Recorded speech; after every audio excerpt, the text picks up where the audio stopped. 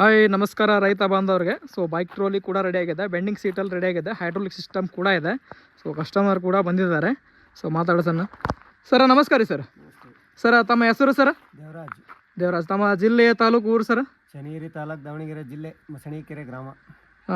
ತೋ ಯಾವ ಉದ್ದೇಶಕ್ಕಾಗಿ ತಾವು ಮಾಡಿಸಿದ್ರಿ ಸರ್ ಅದನ್ನು? ಮೇವು ಕಾಯಿ ಅದನ್ನ ತರಕ್ಕೆ ಮಾಡಿಸಿದ್ವಿ. ಯಾವ ತೋಟ ಇದೆ ಸರ್ ತಮ್ಮದು? ಅಡಿಕೆ ತೋಟ, ತೆಂಗಿನ ತೋಟ. ಅಡಿಕೆ ತೋಟಕ್ಕಾಗಿ ಮಾಡಿಸಿದಿರಿ.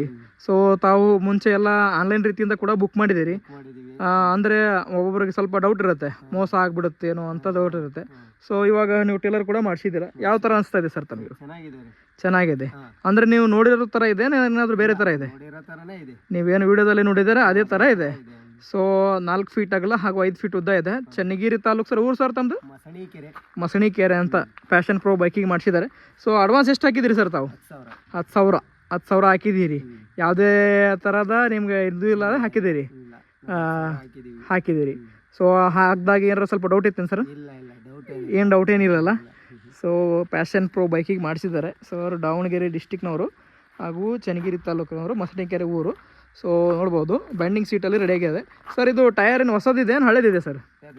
ಇದು ಟೈರ್ ಇದೆ ಅಲ್ಲ, ಹೊಸದೇ MRF ಟೈರ್ ಇದೆ. ಸೊ ರಿವರ್ಸ್ ಫೋರ್ಡ್ ಸಿಸ್ಟಮ್ ಕೂಡ ಇದೆ, ಆಯಿಲ್ ಬ್ರೇಕ್ ಕೂಡ ಇದೆ. ಸೊ 16 ಗೇಜಲ್ಲಿ ಪೂರ್ತಿ ಕೂಡ ಬೆಂಡಿಂಗ್ ಸೀಟಲ್ಲಿ ರೆಡಿ ಆಗಿರೋದು ನೋಡ್ಬೋದು. ಹಾಗೂ ಇದು 4 ಫೀಟ್ ಅಗಲ ಇದೆ, 5 ಫೀಟ್ ಉದ್ದ ಇದೆ. ಯಾರಾದರೂ ದಾವಣಗೆರೆ ಡಿಸ್ಟಿಕ್ನವರು, ಚನ್ನಗಿರಿ ಅವರು ಸರ್ ಅವ್ರಿಗೆ ಕೂಡ ನೀವು ಹೋಗಿ ಕೂಡ ನೋಡಿಕೊಂಡು ಈ ಥರ ಬುಕ್ ಮಾಡಿ ಮಾಡಿಸ್ಬೋದು.